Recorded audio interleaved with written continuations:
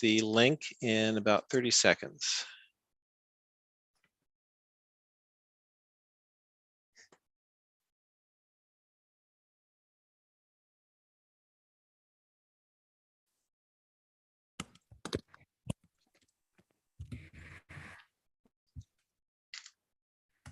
Okay.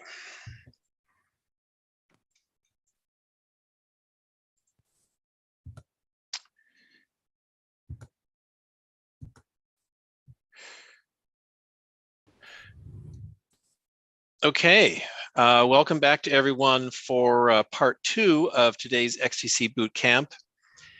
In this hour, we're going to be discussing an important element of entrepreneurship and a key aspect of the XTC ecosystem mission, which is bringing together your brilliant and visionary startups with the expertise and resources of large global commercial businesses. One of the founding sponsors of XTC from 3 years ago has been NXP Semiconductors. Oops, what's this note? Yes. I want to give a shout out and thanks to Lars Reger, the Executive Vice President and Chief Technology Officer of NXP, who is also a member of the board of Extreme Tech Challenge, for his strong support. And also a shout out to Ho-Wai Wong Lam, Vice President of Strategy, who's been a tireless advocate for XTC within the organization. Indeed, NXP was inspired to launch their own startup challenge for extreme technology in India in partnership with XTC, and you'll hear from that leader on Thursday. Today, we're talking about how startups can collaborate with and leverage major corporations. And we're pleased to have Dr. Mathieu Deloge, Manager of Non-Volatile Memory Design and Logic at NXP Semiconductors. Dr. Deloge has nearly 15 years of experience in complex circuit design and implementations and in the strengths and weaknesses of development teams, large and small. So as before, please place your questions in the chat window as we proceed. Dr. Deloge, welcome, and please go ahead. Thank you very much for the introduction. Really glad to be here. And yeah, I can only relay a shout out to Lars and Ho-Wai also for giving me the opportunity today, and also to Victoria to also giving me this opportunity today to share some thoughts about the collaboration between corporations and startup. I am going to share my screen to show you some presentation material. I just ask you to be a tiny bit patient that I find the right button. Oh, of course. I'll be ready for it. All right. There we are, seeing it very nicely. Please go ahead. Oh, fantastic. Okay, let's go. So indeed, again, thank you for the introduction. My name is Mathieu Deloge. I am with NXP Semiconductors, and I am today sitting in Eindhoven in my office in the Netherlands.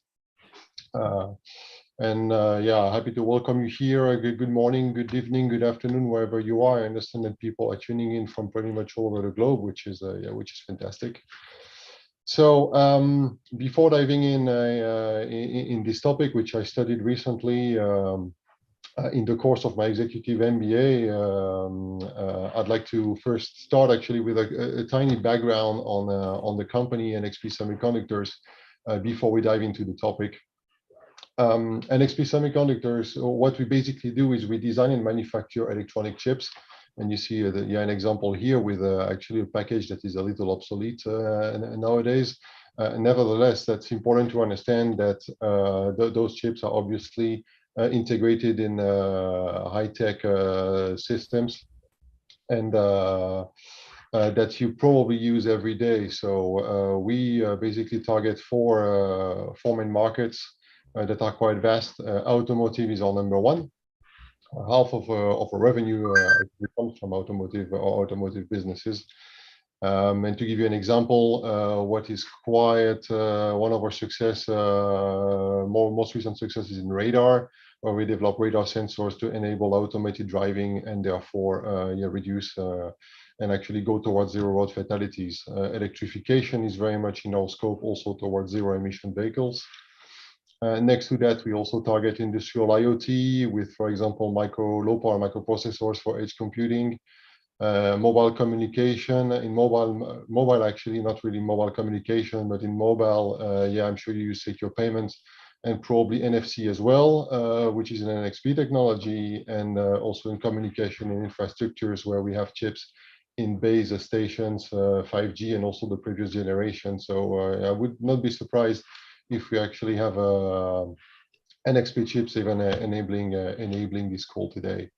So NXP, if you're not familiar with it, you're probably familiar with Philips, where we used to be Philips Semiconductors until 2006, where then NXP became an independent company.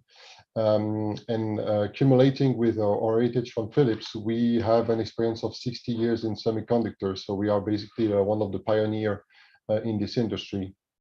As I mentioned in the introduction, yes, we are a global company with more than 30,000 employees around the globe, operating in more than 30 countries. And we are a Dutch company headquartered in Eindhoven, the Netherlands, which is a few hundred meters here behind my office. Let me also give you a short introduction about myself, which will also tell you why I'm talking to you today about this topic. First of all, in terms of professional experience, I have spent all my career in research and development in semiconductor companies, mostly at NXP, and a few years at STMicroelectronics before that. So that's basically where I feel at home. And in terms of education, I studied technical studies in master in electrical engineering, a PhD in microelectronics, and actually, as I already mentioned my executive MBA a few years ago, I realized I was missing education on the business side. And I decided to embark in a journey in the University of Nyenrode in the Netherlands and follow an executive MBA program. And as part of the curriculum, I had to perform research on a business topic.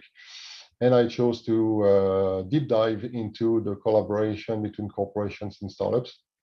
And I will explain why in more details. But what brings me here today is that during my field research, I performed qualitative research, and I had the opportunity to interview representatives from corporations, from startups, and also the CEO of a venture building accelerator, so really sitting in the heart of the ecosystem, to understand why corporation or startup would work together and how they do it, what kind of challenges they encountered along the way, and also what kind of successes, of course. And those are the insights that I would like to share with you today, and I hope you will find it useful in this bootcamp. So this will be the outline. I will introduce the closed and open innovation paradigms, and then I will mention indeed the key findings of my research, again, the why and the how, and finally conclude. So innovation, why is it so important, in fact, and particularly for semiconductors company? If we look at the last 20 years, the semiconductor market has been growing significantly. It has been growing significantly due to the adoption of mass applications. We all remember when cell phones started to become really popular in the early year 2000. At that time, we remember that Nokia was the main player. At the same time, was also the wide adoption of laptops, already PCs were already in many homes, and also gaming consoles. So that already triggered the first one era of growth during the last 20 years. During the first 8 years, of the last 20 years. And at a certain moment, you also remember that the table turned in the cell phone business, where basically we could say that Apple out-innovated Nokia, introduced a smartphone, and actually started a new era of growth with the wide adoption of smartphones. These applications were mass applications, and the adoption was made possible due to innovation in semiconductors, in low power processors, in all kind of sensors. The list would be too long. And now, as we have seen the market stagnating for the last 2 years, we start to see it picking up, driven by what we expect to be a next era of growth due to edge computing, 5G, and automated driving. So this is the reason why semiconductors company in particular, but every tech company needs to innovate in an ever-changing world to remain relevant and be well positioned in the future growing market. So that's why we take innovations so seriously. How did we do? I would say, did we do that, and how do we do it? For many years, and actually where I started my career, we were having central research in order to incubate innovation. And in fact, the way we operate, obviously, is that the semiconductor company, and actually any company, we are dealing with ambidexterity, where we need to execute and explore at the same time. Execution, where in our plants we manufacture and test chips that come out, then they reach our customers, we generate revenues, and a fraction of it goes into research and development. Like I said, at that time we had central research, was not the only, and at that time I mean now, about 10 years ago, that was not the only place in the company where innovation happened. But what I'm trying to say here is that we were mostly relying on our own innovation capability. Of course, we already work with universities and eventually external company, but the model for many years was to incubate innovation ourselves and keep reinventing ourselves and making sure that we could keep on executing, then reinjecting money in R&D, and that's how we used to roll. Of course, we are still dealing with ambidexterity, I would say more than ever. The difference is that instead of relying mostly on our own innovation capability, we start to see more and more contribution from the external world. And that's what we call an open innovation ecosystem, where innovations are not only coming from the company, the corporation itself, but also from external partners. Startups are definitely now, and I would say more and more relevant partners. Of course, universities are still in the pictures, definitely. And actually, this innovation ecosystem is not only, I would say this is a very simplistic representation where I don't even think corporation need to be in the center of that, maybe even should not be in the center of that.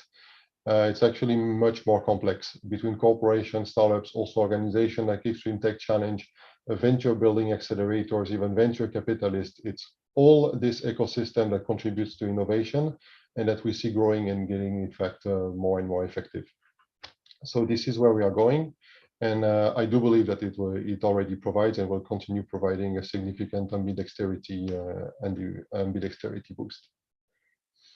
Looking at the collaboration between corporation and startup and why, in fact, I chose to study this topic, that was actually for a particular partnership in the company that was happening right in this building where I work. It's a partnership between Plant E, a startup in the Netherlands, and then NXP, obviously. And let me first tell you about the exciting the exciting technology that Plant E is developing.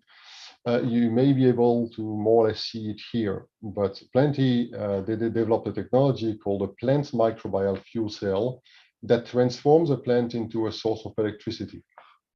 So without going into too much details, during the growth of a plant, there are electrons that are being released as a waste product. And if we manage to capture them, and if we start to have electrons circulating in a circuit, then yeah, that's basically electricity, right?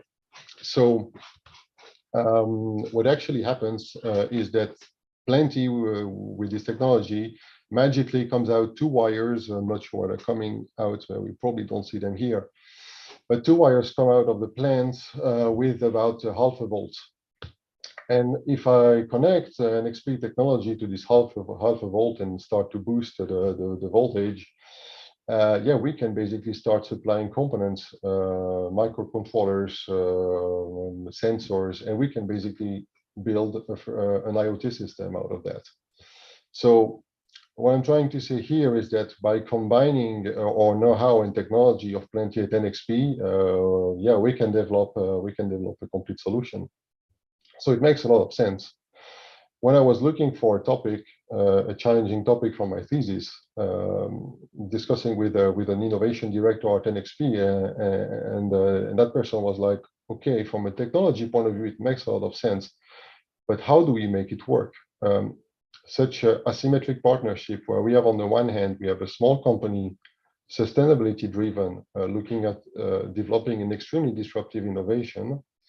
And at the other end, we have NXP, stock listed company, financially driven, looking for high volume sales, which, you know, it was not really realistic to think we could reach high volume sales with that kind of system. We were like, okay, it makes a lot of sense. We see opportunities, but how can we make it work? How do we make it a success? And what should be the success? What can we really expect here? So that was the trigger and the reason to think, okay, let's maybe study this topic deeper, look around, see what other players, what other industrials, what other startups do, and figure also out what the academics are saying, and and use this knowledge to further leverage or collaboration with Plenty as one example, but also with many other startups. Just to give you an idea, when this partnership started with really a serendipitous encounter between employees from NXP and Plenty, who got the idea and say, hey, maybe we can do something. So very much accidental. Yeah, we managed to bring it all the way to the Consumer Electronics Show in Las Vegas earlier this year with a demo, and that triggered tons of I would say tons of interesting stories, and also I would say positive impact for the company at different degrees. So I'm going to share a little bit about that, but also about my research and also the insights I could get from different companies and startup. So that's what we're going to start. What I'm going to start to talk about in this presentation, the key findings. So what you're going to see here. Like I said, in my research, I performed interviews, which means that the data I got were transcripts, and I therefore extracted quotes from the transcript. I'm not going to go into details on how I processed the data with a so-called template analysis. That's not really, I believe, very interesting for this call here. But what was actually in the heart of my research and the most pleasant part, was the exchange with the different participants. So I extracted quotes that basically sustain the main findings. So here we are looking at the startup collaboration drivers. In other words, why do startups would like to collaborate with corporations? And I, by color coding, map those drivers to one of the quotes. Everything is anonymized, by the way, so I would say, unfortunately, we only see participant numbers. Would be nice to have names, but everything, like I said, was anonymized. So I'm not going to share names of participants or companies. Nevertheless, the insights remain, of course, I believe, very relevant. So let's start with the first one, and with the increased credibility. That's something that came back very often from the different startups I could talk to. And one was actually very honestly saying that at the beginning, they were not so credible, and that is something we need to picture a little bit. These were actually two founders, fresh from university, turning their master graduation project into a company that actually is now in the scale-up phase. So it's quite an achievement, and developing a great technology. And they said, at the beginning, they were basically walking around with a PowerPoint and having at a certain moments the names connecting to their company, that was simply opening doors, and that was helping.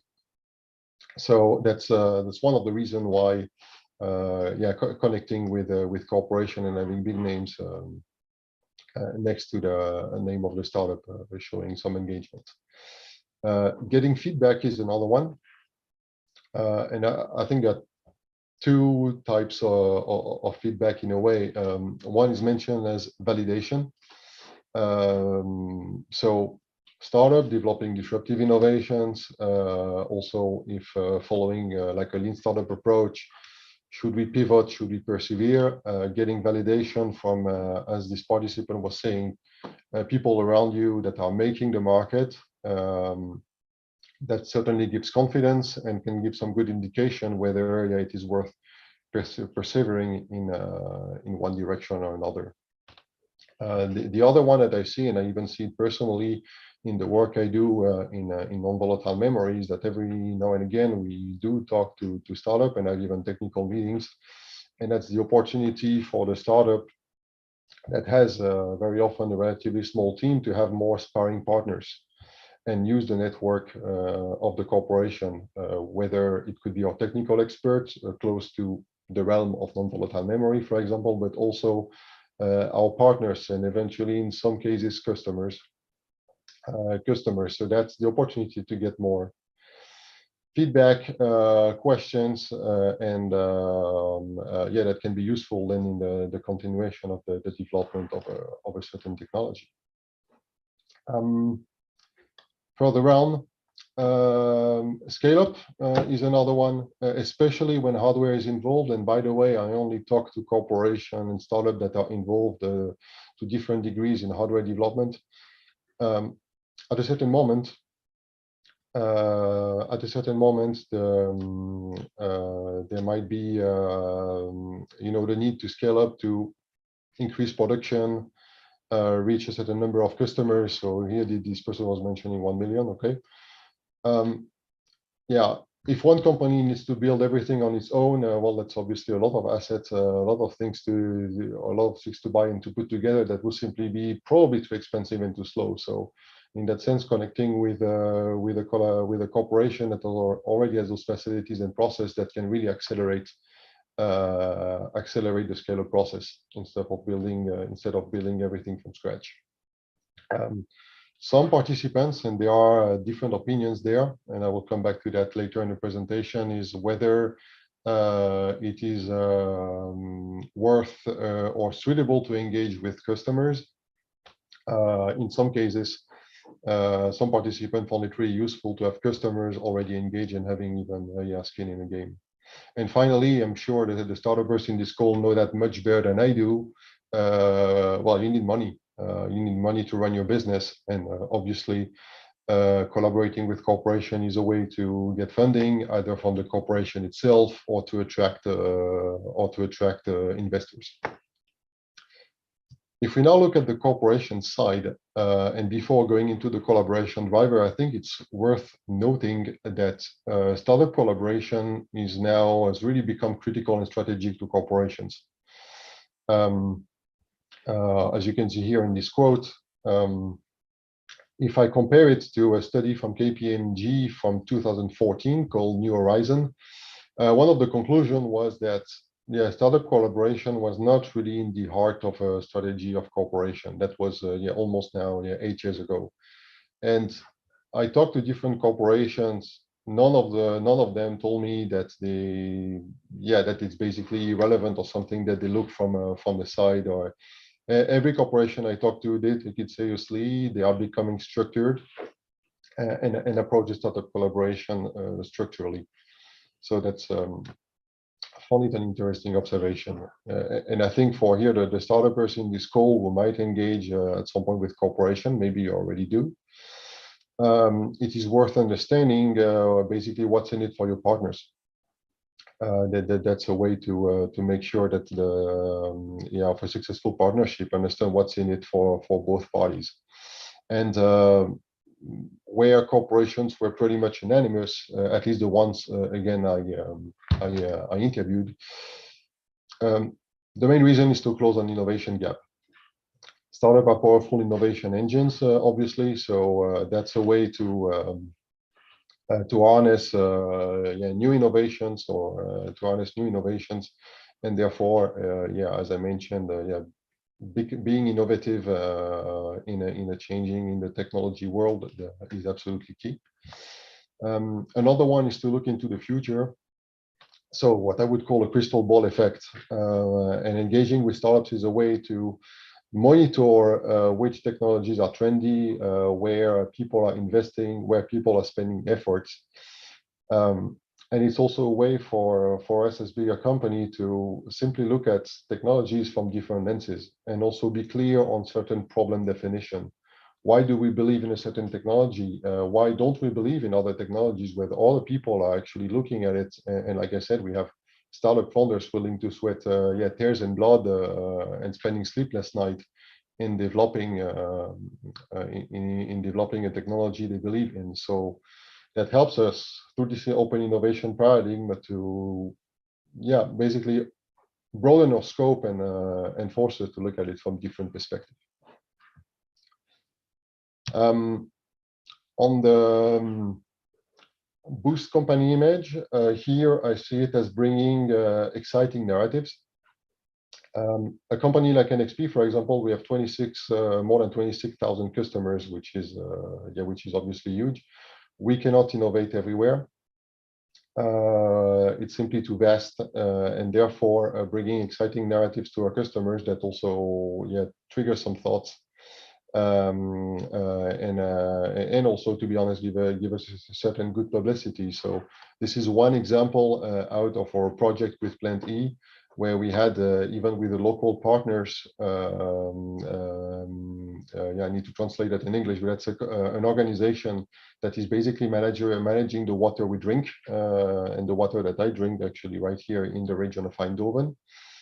We could put together a demonstrator together with Plant E that monitors groundwater. So groundwater is the water that flows underground and that is then collected and purified and that we can then get from the tap. And they were very interested in having the possibility of having then sensors that work without batteries, because batteries need to be replaced. Those sensors can be put in remote areas. That's not handy to replace the battery, and also are not environmental friendly. So that's how we could put together this demo and then have a press release with that and get some communication around it. That can also trigger feedback from our customers to say, hey, maybe not for this application, but for another one, we are interested. What's behind it? Which is again not something we cannot be innovative in every single application. It's simply too vast. The other one, it's more like internal, is to boost entrepreneurship, also called rejuvenate corporate culture in the literature. And that has everything to do with exciting our people. And interestingly, when you start working with startups, we actually start working like startups in a way. So here, this little demonstrator that you see, so we have a plant and the two wires I was mentioning earlier with the electricity coming out. And actually, we need to put together to also convince, I'll be honest with you, our management. So how do we show what the plant can do? And then we had to be a bit creative because obviously we didn't have hardly had any budget. How can we put a demonstrator together quickly? So we had a prototype that we developed. We connected it to the microbit, which is a development kit, a microcontroller development kit for education purposes, which you can buy anywhere for 20 euros. Very interesting piece of work to enable actually coding in the education system.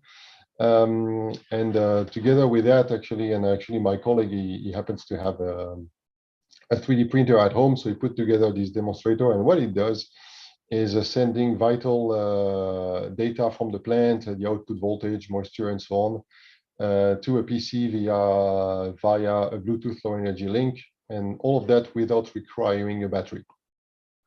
So that's actually what started a different demonstrator. This one was one, and then, like I said, later on, it turned into a demo for the customer electronics show. So that also helps our people to indeed boost their creativity. And I could also give more examples on around this project on let's say new way of working, or to be more specific in circuit design, some circuit design technique that then were reused in our more let's say day-to-day projects. I think it also contributes to raising engagement in the company and even attracting and retaining talent. So you see tons of benefits in this kind of partnership. I need to also watch the time because I definitely want to give enough time for questions. But I think we're doing pretty good. I see some of them popping up in the chat, so that's good that it triggers reaction. I'm happy about that actually. Engagement models. So now that we have looked a bit why corporation and startup could work together, engagement. So how could they do that? I don't have an immediate recipe for that, but I can give trends and some insights. What I have mostly seen, and that's from a corporation perspective, I have mostly seen so-called outside-in partnership where corporations look for innovations to integrate in their own process, product. So basically a piece of innovation that is not there, closing an innovation gap, as I mentioned earlier. How to do that? Well, there are several possibilities here using this model. What you see on the different axes, on the horizontal axis, the resource commitment from corporates, so from low to high. On the vertical axis, the resource commitment from startup, from low to high, and it starts from on the left-hand side, soft partnership, free pilot, which was more or less what Plenty and NXP partnership was. So there is like no invoice, no necessarily money being exchanged. Put our people together and explore and start to work on a demonstrator to, for example, this one evaluate the technology and see where it would go. And then that can result, or it doesn't have to be, it depends. But depending on the amount of commitment, it can go to, like, let's say, harder partnerships, going all the way to venturing or acquisition. And I had the case with a participant here explaining that they started with something rather soft, moving to different different investment rounds. Sorry. And in the end, there was like so much dependency on the startup technology that there was no other choice for the corporation to acquire the startup, which also happened to be a good exit strategy for the startup. So that is where you can play, depending on your ambition and where you want to go. I mentioned earlier the place of customers. One startup, actually a few of them, were mentioning that they like to have customer entering the capital. So to have customer with skin in the game.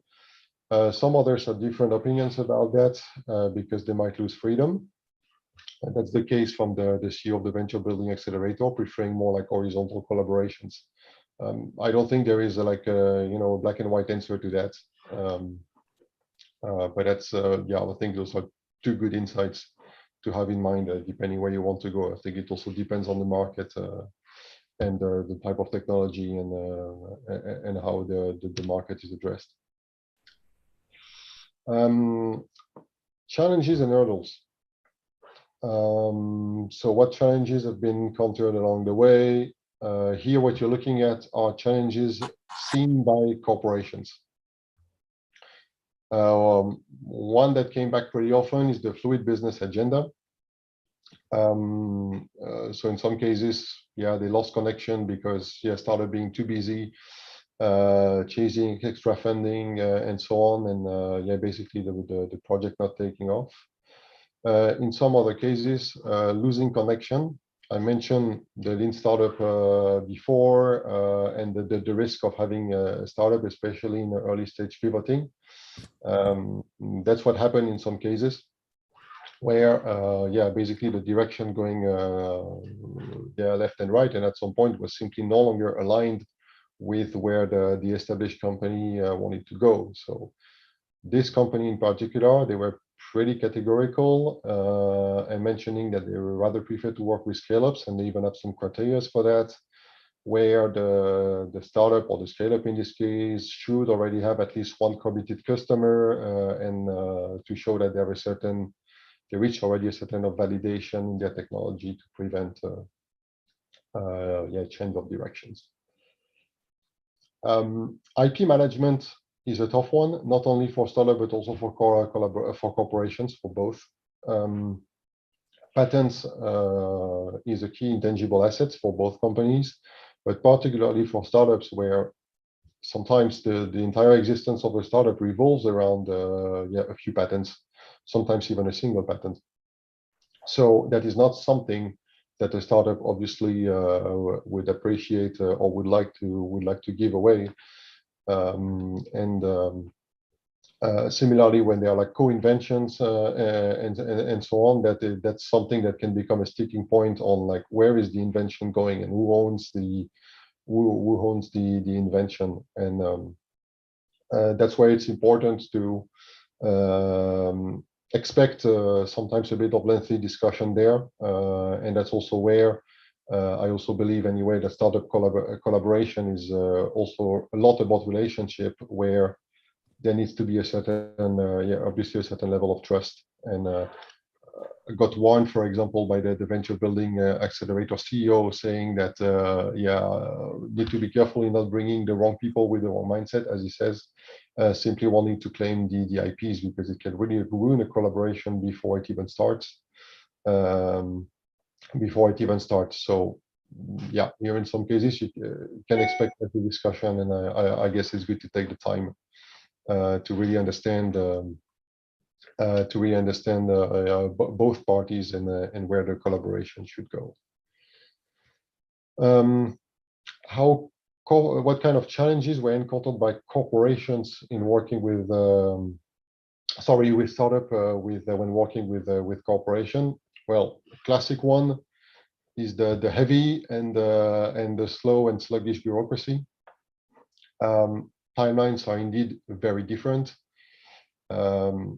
When things can be done overnight in a smaller structure, it can be sometimes a bit, let us say, hard to understand, or not even hard to understand, but hard to simply to accept that, yes, sometimes some simple forms can take weeks to get signed at the corporation side. There is a, so here that's a bit like the classic, a bit exaggerated example. I think there is an interesting story here behind this one.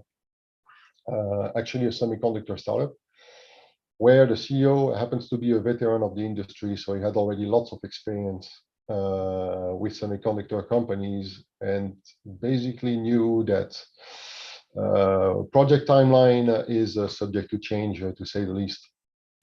And he basically expected a project that would last 2 years would probably last 3, and he managed to plan for that ahead.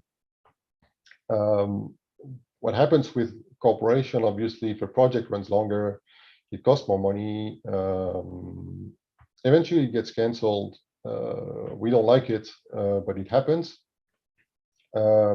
Corporation has enough, I would say, reserve to absorb that. For a startup, of course, it's entirely different. And openly, this person was sharing with me, well, if we run out of money, that's pretty easy. We cannot pay salary. We need to start laying off people. And that can go pretty quick. And he even told me of some examples where it really happened with, call it less experienced CEO who did not see it coming or did not anticipate, and so on. So that is where I guess there is a word of caution wherever engaging in a project is. Expect be prepared for like different timelines, and maybe also good not to chase too many projects at the same time in this case, perhaps. Another one that is important I like here is finding the right contact person. Relationship between people, I think it's really important, and it's really key here. And it really made a difference. And I must even say, from the one with Plenty, where I was even personally involved also on the technical side, what really made it work is the willingness of people to make it work from both sides, the startup and us at NXP. And I just think it's true in many projects and in many things that we all do. So One of the challenges, if people rotate or if people rotate in the company or even leave the company and so on, yeah, then this whole relationship needs to be built again. So that's really important to find these ambassadors and also even for corporations to identify them, because they are really the ones, I believe, one of the first one really making it work and making the difference. Let me share with you now some success factors and best practices. And I kept this slide a bit short. There was a bit more of that in my thesis, but still, I think it's worth mentioning that all research participants I talked to from both sides were very positive about their collaborations. So there were many successes, so some failures, but no one said, you know, like never again or anything of that nature. I think people I talked to both realized the benefits of such collaborations and do believe in in this innovation ecosystem. So in terms of success factor, an interesting one I find is win-win partnership, because that's something I heard a lot from different participants.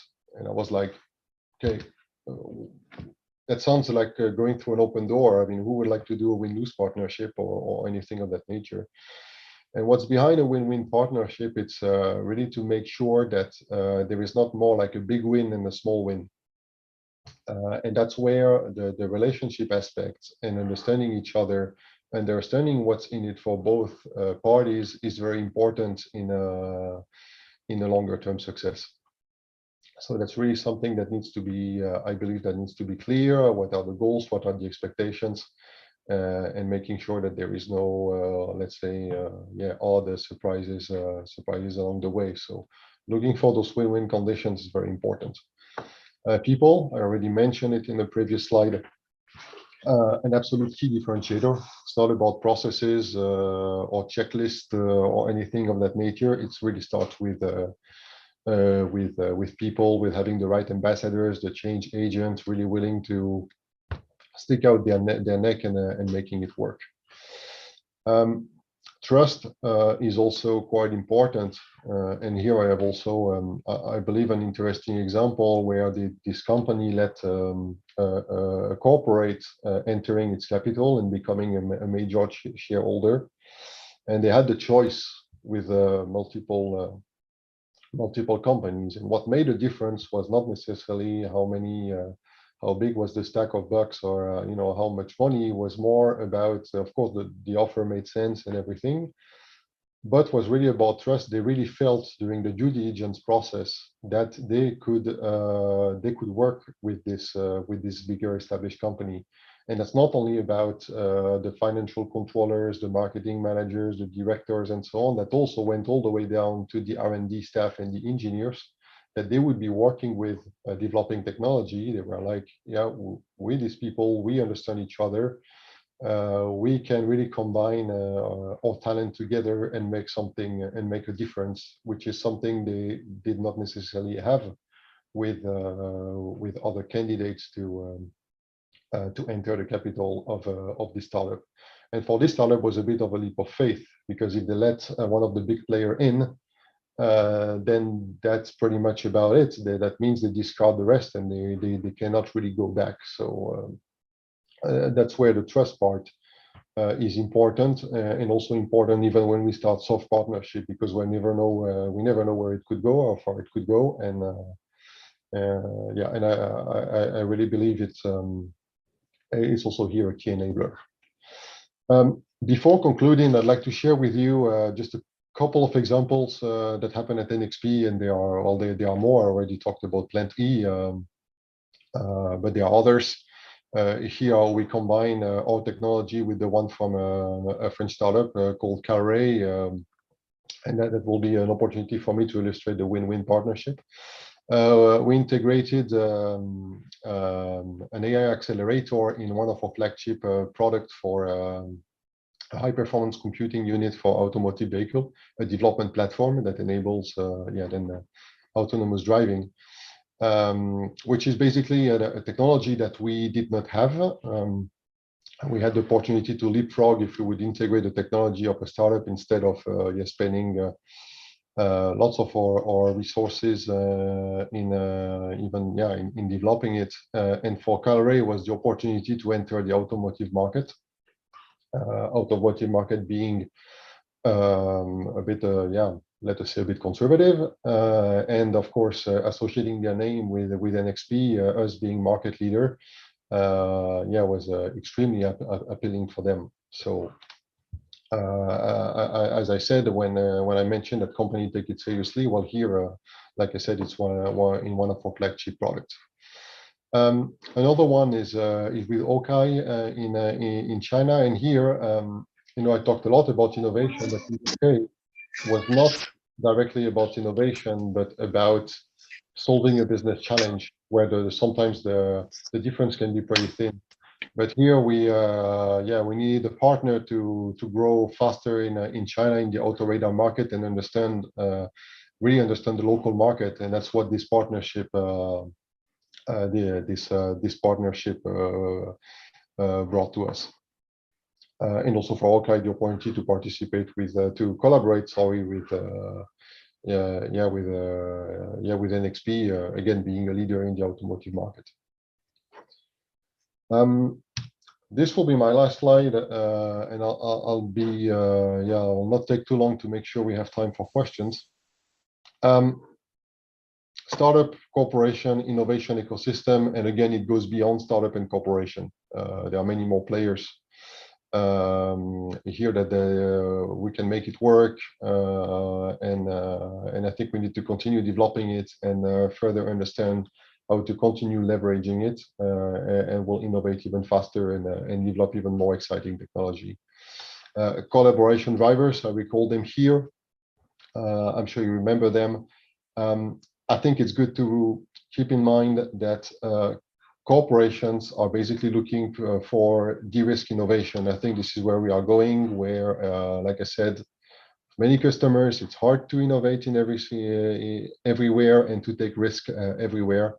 So I do see some values in having startups developing disruptive innovations and eventually having collaboration stepping in when necessary, and actually when both parties would see fit, sort of need to help and support each other here. And on the outside in, I think there is also room for more like inside out type of partnership where we could enable startup, where we have so much technology. If we could make development kits available to say, okay, play with that and figure what you could do with it. There is actually a startup from the University of Delft, NOE, who actually did that not so long ago, making a development kit available from their technology, so the developer energy harvester, something specific, but making a development kit available to universities to actually kind of give back what they got when they actually started their company right after university. I found this example quite interesting. Finally, okay, win-win partnership. I just mentioned that in the previous slide, so I'm not going to go too much into details. And finally, I really believe it's about relationships, and it also takes time. So that's something from both the corporation and startup. We also need to be sometimes a bit patient and take the time to properly connect and leverage our partnership.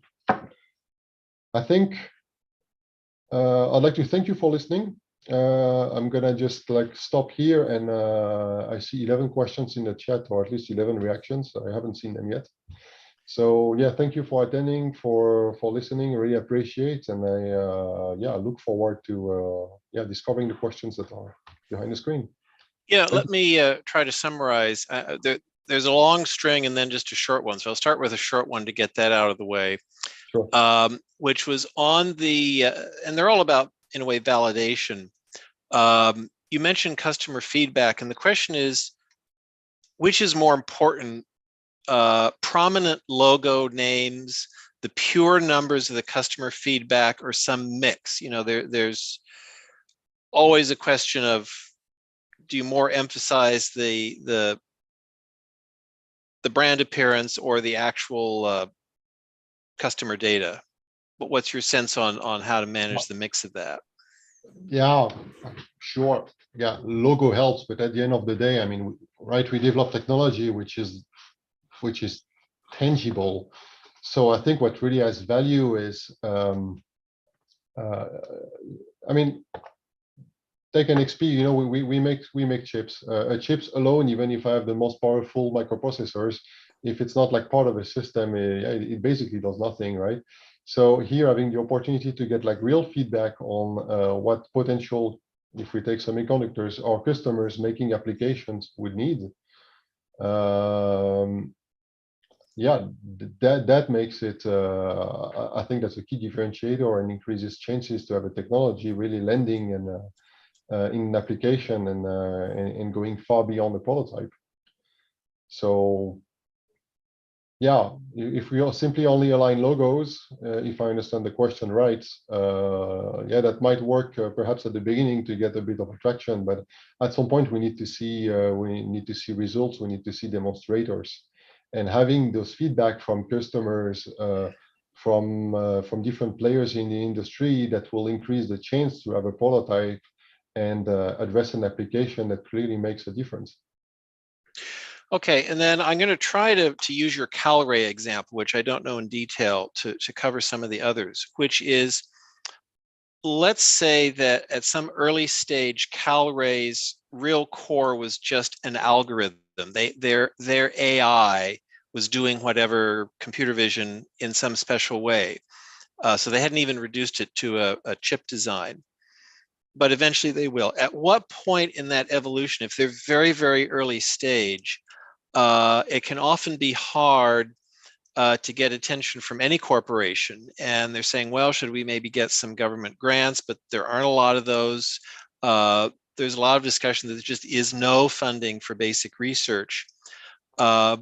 When is it too early, or how do you approach a corporation if you just have that core innovation that's not reduced, in your case, to a chip?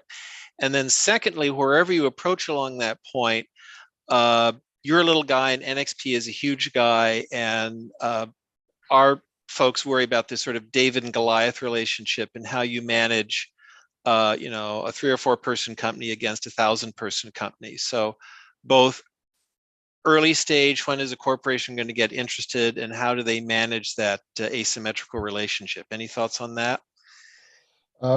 Yeah, let me take the first part of the question. I think it's a great question, and it's in the core of really in the core of the topic, and something that that I would say even both parties struggle with. So first part of the question is, yeah, okay, at what moment, like what maturity level would it be wise to approach a corporation? I think it entirely depends on what kind of partnership we're looking for. We could assume, and here I'm not talking about NXP, but making simply my thoughts in corporations. And you know, I don't see a corporation investing heavily in a startup that is in early stage. So there, that I guess soft partnership would be more would definitely be more appropriate, and to start evaluating the technology.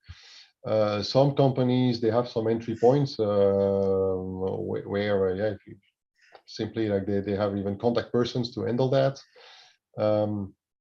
Competition can be one, obviously, to start to get some attraction, but it's all about de-risking. So if the innovation is not sufficiently de-risked, and that's where it gets a bit fuzzy how far it should be, yeah, we can imagine the corporation not taking the risk to integrate it in immediately in the product. So that's one part of the answer. The second one is the David and Goliath relationship, and that's here. Yeah, the key is to find I think the right contact person, and it's obviously a challenge. But I think here it's the keys in the relationship, and I can remember actually talking to Plenty a lot, which is a startup with sustainability driven with then a very attractive product for many corporations, and they developed a certain sixth sense to detect who would be in for like a real partnership and who would be in for more like taking control and maybe even greenwashing behind it.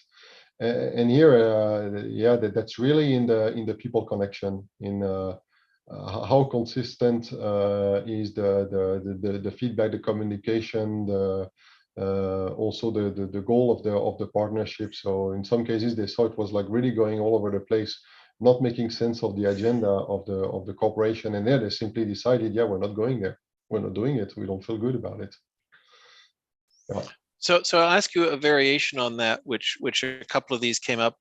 Plant E is right there in Eindhoven or the Netherlands.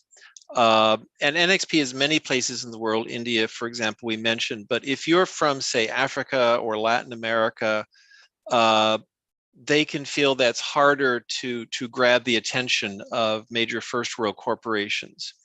And there's a lot there, but have you had any experience with that, or how some of our finalists from other geographies can, or how they should think about approaching large corporations, and whether there's a credibility issue there? I don't think there is immediately a credibility issue. I think it's more about the network.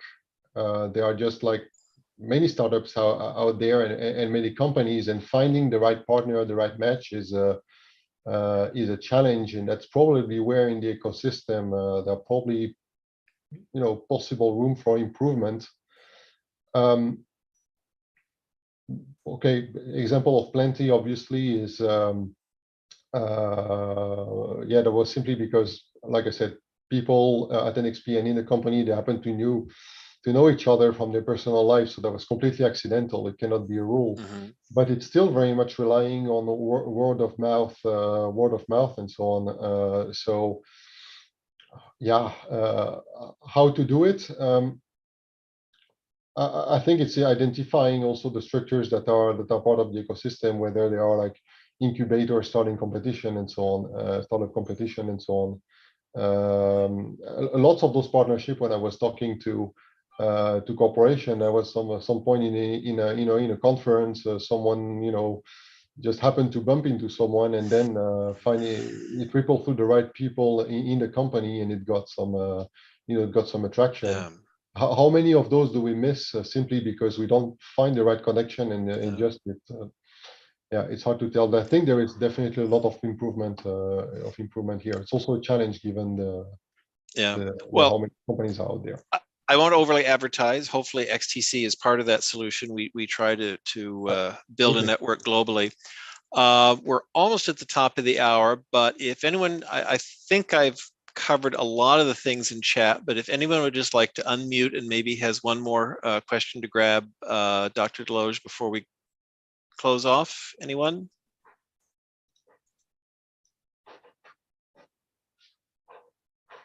Okay. Yes. Hi. It's Dan Cohen with Flight in Montreal. How are you? Oh, hi, Dan. Go ahead. Well, I think one of the questions we wanted to cover, aside from this really interesting topic, and thank you for the presentation, but if we feel that your company is one that we might be able to have a fruitful collaboration with, where's the front door? Do we contact you? Is there an office to receive? Sometimes it's the venture arm, sometimes it's the innovations arm. I'd like to hear how we would do this with you. That's a great question. Well, venture arm, we don't have that, so that's easy. Where is the entry point? Well, we have one now in India, actually via XTC. So that's indeed definitely part of this ecosystem and an important player. For the rest of the world, I must say I am not sure if we have an entry point or a website where you can directly contact us. So yeah, that's Matthias, maybe Matthias, you can. I'm glad you're Hawaii. stepping in. Thank you. Yes, let me try to chime in here. So yes, indeed, we do have actually a corporate team, to actually stream in the startup. For now, just use me as your point of contact, and I will steer you to the right contacts within the organization, depending on the particular type of startup. So please use me, and I'm going to put my email address in the chat box. And I will also say that, again, that is one of the roles of XTC. So if it's another corporation, or if we weren't on this call, we know Hawaii. So if you contact to myself or Victoria or Shale, we can plug you into Hawaii, and then in each one of our partners, there's a point of contact like Hawaii, part of whose role is to figure out their own company. So thank you very much, Hawaii, and please use us for approaching other partners. And Yes, if you don't thank you. get her, we will make sure you all get her contact information. And thank you very much for jumping in and for joining us today. Okay, you're welcome. All right, with that, we're at the top of the hour. I thank Dr. Deloge and Hawaii for setting this up and for a very interesting discussion. Please come again tomorrow. We have 2 more very interesting in the same schedule, early and then midday, depending on your schedule. Thanks, everyone, and we'll see you tomorrow. Thank you. Thank you very much. Thank you so much. Appreciate it. Enjoy the bootcamp. Bye-bye.